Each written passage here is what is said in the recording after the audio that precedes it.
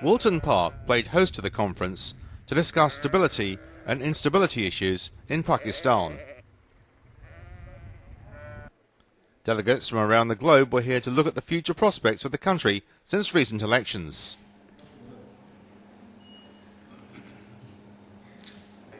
Britain's Foreign Office Minister said despite problems with Pakistan's election, the people's will had prevailed.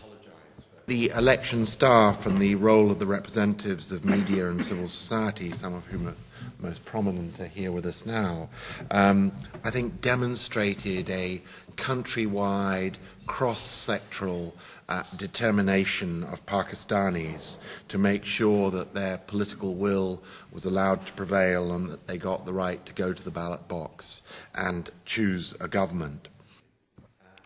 After years of President Musharraf's military rule, it was crucial to build a democracy that represented all sectors within Pakistan. In the longer term, the new government is a solid starting point for a constructive engagement, not just amongst the political parties, but also for the development of political institutions and the real deepening of democracy across the country.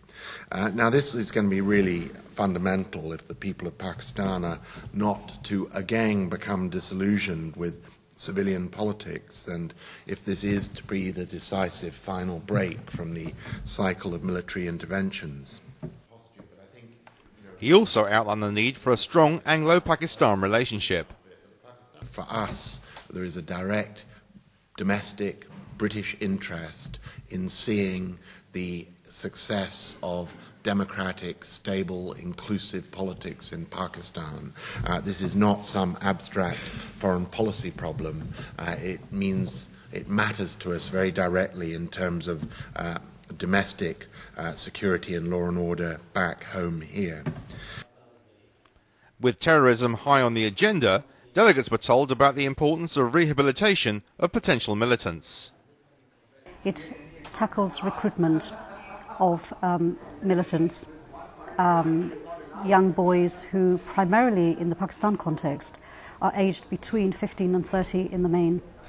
And the new government that's just been sworn in has said that they want to talk to the militants. We're not yet sure what they mean by that, but what is central to the whole issue of dialogue is this process of re-education or rehabilitation. She cited the example of what's been happening in Indonesia.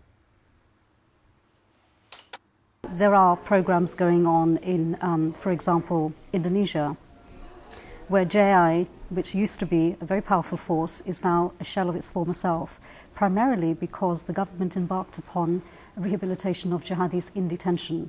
They then started using former fighters to achieve the credibility that was necessary to turn people around.